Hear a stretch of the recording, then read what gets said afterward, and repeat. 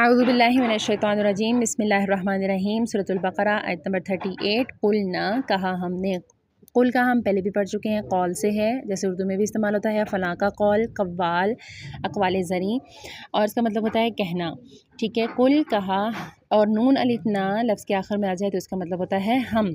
قلنا کہا ہم نے، اہبطوا اتر جاؤ، یہ پھر وہی صیغہ استعمال ہو رہا ہے۔ الف دیکھیں شروع میں آ گیا ہے، یہاں فعل امر کے لیے یعنی آرڈر دیا جا رہا ہے، کوئی کام کرنے کے لیے کہا جا رہا ہے، اور واو الف آخر میں جمع کی علامت ہے، جو ہم نے پہلے بھی پڑھ چکے ہیں۔ واو الف، یا نون اور واو نون، یہ تینوں جمع کی علامت ہیں۔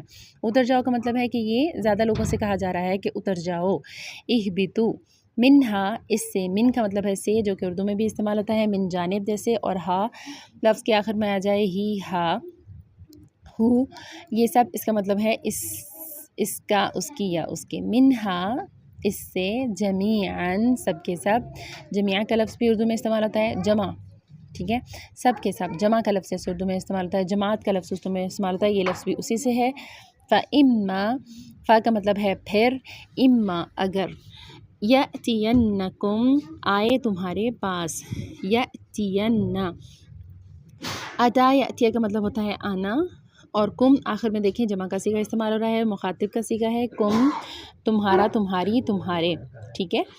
منی، میری طرف سے، اور یہ ہم نے پڑھا تھا کہ لفظ کے آخر میں چھوٹی یہ آ جائے تو یہ میں یعنی میری طرف ہے اشارہ ہوتا ہے، چاہے وہ مذکر ہو چاہے وہ مؤنث ہو۔ من کا مطلب ہے سے، اور آخر میں چھوٹی یہ کا مطلب ہے میری، ٹھیک ہے۔ من کا مطلب ہے سے، اور آخر میں یا کا چھوٹی آ گئی، اس کا مطلب ہے میری، میری طرف سے۔ ہدن، کوئی ہدایت، ہدایت کا لفظ بھی اردو میں استعمال ہوتا ہے۔ فمن، تو جس نے، فا کا مطلب ہے تو یا پس یا پھر، اور من کا مطلب ہے جس نے یا جو یا کون، ٹھیک ہے، من کے دو معنی استعمال ہوتے ہیں، جو کوئی یا کون۔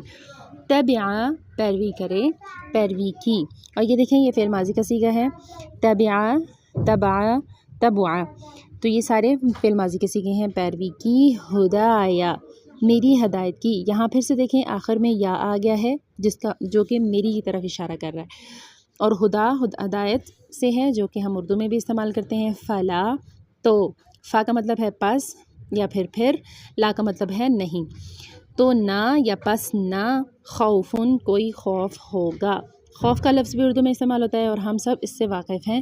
علیہم، ان پر، اعلیٰ کا مطلب ہے پر، اور ہم کا مطلب ہے ان پر، ٹھیک ہے، ان کا، ان کی، ان کے، یا اس کا یہ کیونکہ جمع کا صیغہ ہے اس وجہ سے ہم کا مطلب ہے ان کا، ان کی، یا ان کے۔ ولا، اور نہ، ہم، وہ، ہم نے پڑھا تھا کہ اگر اکیلا آ جائے تو اس کا مطلب ہے وہ، اور اگر کسی لفظ کے ساتھ مل کر آ جائے تو اس کا مطلب ہے ان کا، ان کی، ان کے۔